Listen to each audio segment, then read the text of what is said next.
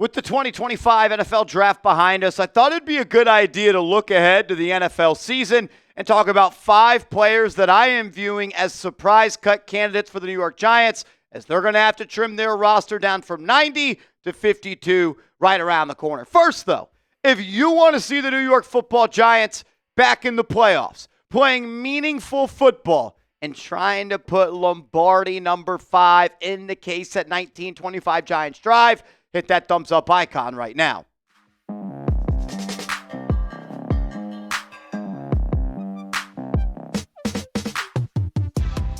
Welcome into Giants Now by Chat Sports. I am your host, Marshall Green. Let's dive into it. 5 surprise cut candidates for the New York Football Giants as we inch closer and closer to roster cutdown day, which will come after the last preseason game for the New York Giants. Let's start with a player that was once a first-round pick and a top 10 selection, and that is Evan Neal, the offensive tackle out of Alabama.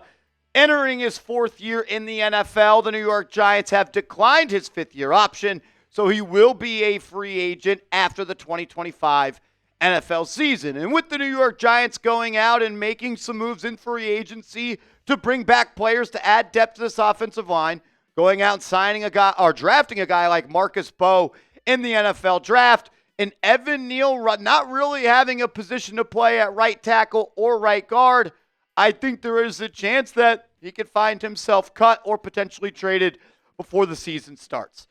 Brian Daboll said, and maybe it was a slip of the mouth because right after he said it, Joe Schoen said sheesh in the post-draft press conference, that Marcus Mbow is going to play right tackle, at least to start. And I like the idea of putting a rookie at tackle and then moving him into guard instead of a guard moving out to tackle. I think it's easier to move in closer to the center when you're changing positions on the O-line. But look at right guard. You have Greg Van Roten. Right tackle, you have Jermaine Illuminor. The Giants really like Jake Kubas. They brought in Mbow in the NFL draft. They made it a priority to sign Stone Forsythe and James Hudson III as potential swing tackle options. You brought back Aaron Stinney. You still have Joshua Azudu. I'll tell you this much. Stinney, Azudu, Neal, and Kubas are all not going to make the roster. 1 or maybe 2 of those guys could be cut. And I don't want anyone to be shocked if Evan Neal finds himself on the outside looking in when it comes to the Giants' Week 1 roster. Maybe they can trade him before that if the picture is starting to be painted that he won't make the team. But I just want everyone to keep their eyes on that. As well as tight end Daniel Bellinger, who is also entering year 4 with the New York Football Giants. After the rookie season for Bellinger, I thought he was going to be a long-term piece for the New York Giants. But with the way the tight end depth chart stacks up right now, you made a priority pick in Theo Johnson in 2024. You brought back Chris Manhertz on the first day of free agency. You brought in Greg Dulcich last year, who had his best season in the NFL with Russell Wilson, so there's a connection there. And you drafted Thomas Fidone II in round 7. Not a guarantee to make the roster, but there are 5 bodies at this position with only 3 spots at the position on my team, in my opinion, to make the team. So Bellinger, Fidone, and Dulcich are all going to compete. And look, we've all seen it. Bellinger's usage and Bellinger's production continues to fall off every single year. His rookie year, he had 30 grabs for 268 yards and 2 touchdowns. Then it was 25 grabs for 255 yards. And last year, just 14 receptions for 125 yards. And it's not just the production. It's the actual number of snaps that he is seeing every single year go down. His rookie year, 675. Then he actually played more games in 2023, but on a snap per game basis, it was much higher in 2022 than it was in 2023. And this past year, he played in just 364 snaps. There were rumors last offseason that Daniel Bellinger could be a cut candidate. I'd keep your eyes on him. Eric Gray is someone that I think is really going to have a good spring, a strong summer, and a really good start to preseason if he wants to make this team. He just hasn't lived up to any sort of hype that he had being a 5th-round selection out of Tennessee. Like, he hasn't been able to hold on to the football. He hasn't been able to make plays when the ball is in his hands. And the Giants have tried him at kick returner. They've tried him as punt returner. and none of those options have been successful.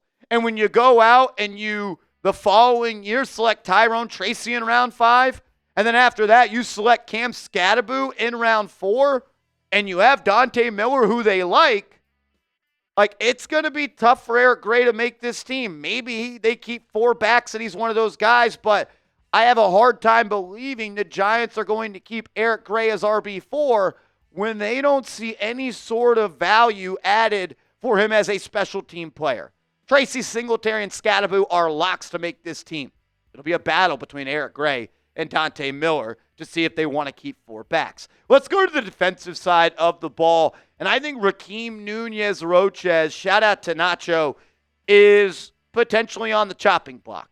It was a priority for the Giants to add more depth at the defensive tackle position. We'll show you that depth chart in a second. But Rakeem Nunez-Roches, after being a Super Bowl champion with the Tampa Bay Bucks, hasn't really played that well for the New York Giants. This is a guy that was supposed to be here that could get after the quarterback and make an impact in the run game. He just simply hasn't done that at a high enough level to say, you know what, you can grab a Sharpie and you can write Nunez-Roches in the top 53 for the New York Giants to make this football team. And we saw the Giants go out and add a lot of depth to the interior defensive line in NFL free agency. Yes, you have Dexter Lawrence. He's going to make this team, no doubt about it. Then you're looking at someone like Roy Robertson Harris, who they went out and signed early on in free agency. They also signed Jeremiah Ledbetter, who I think is going to be a really nice piece on the defensive line. You signed Chauncey Golston, who's more so known as an edge, but he can slide in and play D-tackle. You still have DJ Davidson. You went out and made Darius Alexander a top 65 pick. Jordan Riley has some fans inside the building. There is finally legit NFL talent at this interior defensive line spot, and Roy Robertson Harris, Rakeem Nunez-Roches, Jeremiah Ledbetter, and DJ Davidson are going to be in a dogfight to make this team. Because Lawrence and Alexander are locks. Maybe they keep 4 interior defensive linemen, which means one of Roy Robertson Harris, Rakeem Nunez-Roches, DJ Davidson, and Jordan Riley is going to be cut, if not more, at that spot. And I love it. This run defense was a joke last year. It has to improve. I think Jeremiah Ledbetter is the second best run-stopping DT on this team. And Rakeem Nunez-Roches, you also save a good amount of money. Not a good amount, but a couple $1 million if you cut him after June 1. And right now the Giants are up against the salary cap. Last player I want to talk about on today's show as a cut candidate for Big Blue is their kicker, Graham Gano. Look, there's not a player on this roster, maybe Jude McAdamy, who was I think he was a part of the International Player Pathway Program, or he was on the practice squad, one of the two. But Gano simply just hasn't been healthy. He hasn't been good enough, and the Giants can get some salary cap relief if they do move on from him. If they decide to cut Gano after June 1st, they would save north of $4.4 million. And for a team, like we talked about, being up against the salary cap and is going to have to restructure a couple of contracts, you may look at Gano as a potential cut candidate. And outside of the money, he hasn't played well enough to be a part of this team, in my opinion. And he's only played in 18 games in the last 2 seasons. So you're overpaid. You haven't been able to stay healthy. And when you are healthy, you haven't really kicked all that well. I don't mean this in any disrespectful way. Graham Gano has cost the Giants multiple games in the last couple of years. They need to go out and find a more reliable and accurate kicker to add to this team. Because 20 of 28 is not okay. Playing on average 9 games in each of the last 2 seasons is not okay. Smart, tough, dependable. This isn't dependable, and this isn't dependable. You got to go out and make a move there. I'm sorry, Graham Gano. So 5 cut candidates that I think everybody should be keeping their eyes on.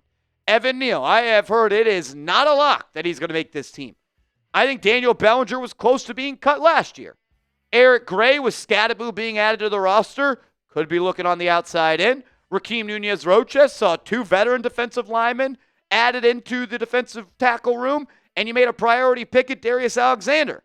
So he's on the chopping block. And Graham Gano, smart, tough, dependable. He's smart. He is tough, but you got to be dependable. especially at the kicker spot. Make sure you guys do show some love to the rookies the Giants have added. Abdul Carter's jersey is for sale. Jaxson Dart's jersey is for sale. Both of these gentlemen's jerseys are in the top 10 of rookie selling jerseys. Chatsports.com/Dart, chatsports.com/Carter. Lowercase, all of it, undercase. I still don't know what the term is. No capital letters, or you're not going to get to the link you need to go to. I'll make sure it's clickable down in the comments and description. Make sure you are following me on social media. I'm on Twitter. I'm on Instagram, @MarshallGreen_. Give me a follow, and let's go Giants.